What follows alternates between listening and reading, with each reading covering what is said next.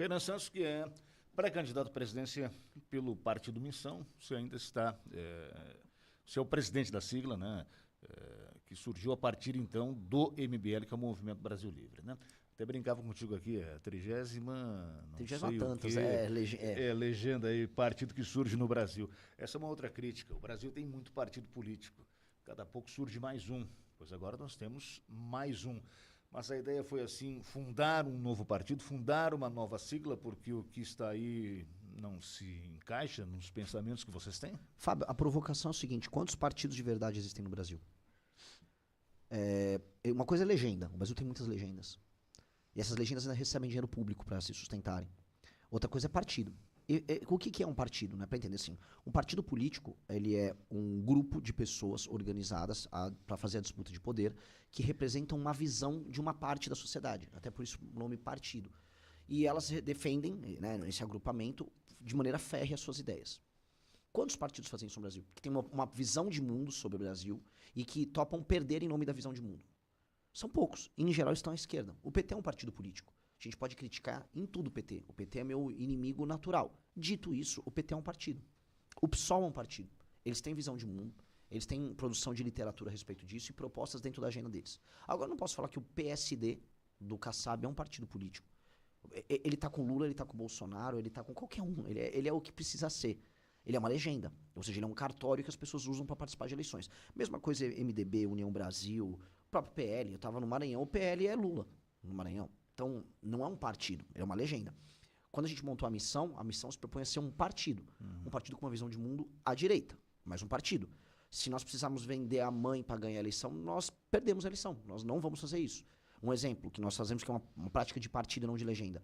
Então, logo eu montei o partido, eu virei um presidente de partido. Né? Então, comecei a ter que viver questões de presidente, que é, por exemplo, apareceu um deputado federal de várias regiões do Brasil aparecer e falou, me dá o partido aqui no meu estado, que eu te faço um deputado aqui, ou 2 deputados estaduais, e eu toco ele aqui, eu fico com a proporção do dinheiro que vier, tá? E aí o partido vai andando, porque essa é a regra do jogo.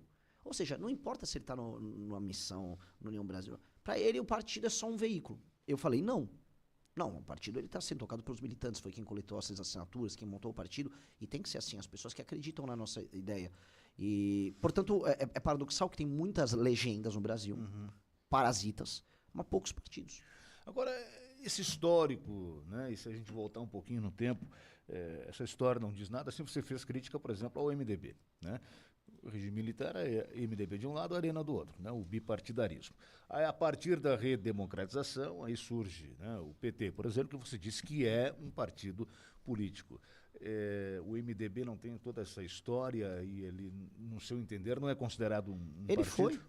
Ele foi um partido. Foi e não é mais. Ele foi. Alguns que estão aí já existiram lá no passado também, depois foram reativados, né? Porque o MDB, ele, né, quando houve o... Não sei se você coloca a antiga Arena, o PDS hoje, o Progressista no mesmo... Ele foi um partido. É a mesma... Ele tá foi na mesma situação do MDB, por exemplo? Tá.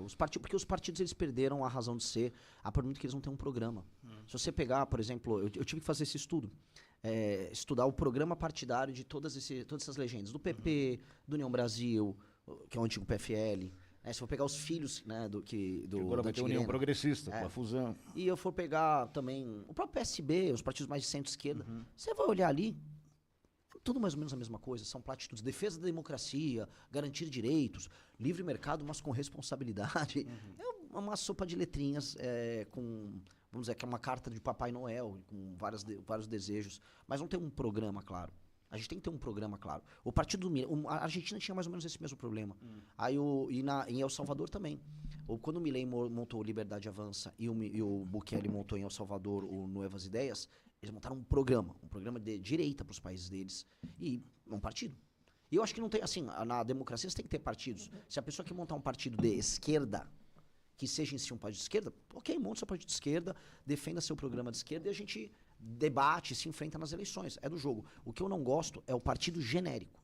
Porque no partido genérico você pode estar em qualquer governo a qualquer momento, se você é situação e oposição ao mesmo tempo. E aí você permite que exista uma coisa que é o centrão, que é a coisa, para mim, mais deletéria que tem na política brasileira.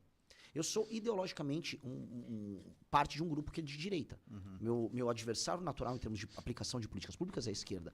Agora, o maior problema do Brasil é o centrão, que é a ausência de propostas. essa ausência de propostas... Porque politicamente falando, partidariamente falando, a esquerda está muito mais organizada do que a direita. Muito mais. Quando eu montei o nosso partido, eu estudei o que a esquerda fez. Eu peguei as experiências internacionais de esquerda, entender como funciona a militância, formação de pessoas, formação de pensamento. E a esquerda está muitos passos na frente. E eu acho que o meu campo político ele tem que se organizar. E eu acho que a direita no Brasil, ela nem sequer existe como grupo político organizado. A direita no Brasil é um grupo de pessoas produzindo conteúdo em rede social. Esse é um problema da direita. Muito desorganizada. Então, se organizar, basicamente se estrutura como força política. É aquela ideia dos 300 de Esparta, né? Uma minoria organizada derruba uma maioria desorganizada. Então, a gente tem que se organizar. Isso é obrigatório. Renan Santos, fundador do MBL, presidente do Partido Missão, pré-candidato à presidência da República, conosco hoje nesta manhã. Renan, você falou agora sobre essa questão da internet, né, e da organização. Hoje em dia é inegável que grande parte da movimentação política acontece através da internet. E eu queria entender um pouco da tua visão a respeito da campanha política, da pré-candidatura e a movimentação na internet em relação ao Partido Missão, porque é um partido que, a princípio, é relativamente novo, né? E está aí se consolidando agora na política brasileira. Olha, essa é uma pergunta que me traz um desafio muito grande, né? Porque, veja, dentro do campo da direita, vou falar dentro do antipetismo, nós não somos majoritários. Né? O bolsonarismo é uma força política maior, ainda em redes. Agora, como nós somos mais organizados, até junto nessa sua pergunta com a pergunta anterior, a gente consegue ser proporcionalmente mais forte do que eles, mesmo sendo menores. Então, saiu uma pesquisa agora que o meu engajamento em redes sociais, dentre todos os pré-candidatos, é 5 vezes maior, em termos proporcionais, que o do Flávio Bolsonaro, que é muito maior do que eu. Em termos de militância em redes sociais, a gente está mais organizado, a gente produz conteúdos de maneira mais coesa, e a nossa militância consegue fazer um barulho desproporcionalmente maior. É uma mistura de engajamento na tese, tem um pouco de elemento de personalidade, por mais que eu não me ache a pessoa mais carismática do mundo, e tem um elemento de propor ideias e soluções para o Brasil que não estão sendo propostas para o nosso campo político. Então, é muito excitante fazer parte do nosso grupo político. A pessoa está discutindo vários temas que os outros elementos do nosso campo da direita, ou mesmo da esquerda, não estão discutindo. Essa questão federativa que eu falei aqui no começo da entrevista, sobre como lidar com um país que tem Nordeste e Santa Catarina ao mesmo tempo. Como lidar com essas contradições? Como criar uma solução? A gente está propondo isso sem medo de perder voto. Eu vou no Maranhão e falo a mesma coisa. Eu vou na rádio no Ceará, vou falar a mesma coisa que eu estou falando aqui com vocês, porque é um problema que existe e ninguém fala. Literalmente, vamos discutir esse problema. E ao propor isso, a gente cria uma espécie de base política com gente mais intelectualmente curiosa. E, na verdade, quando você atrai as pessoas mais intelectualmente curiosas, você atrai as melhores pessoas. E aí as pessoas têm uma capacidade de convencimento maior.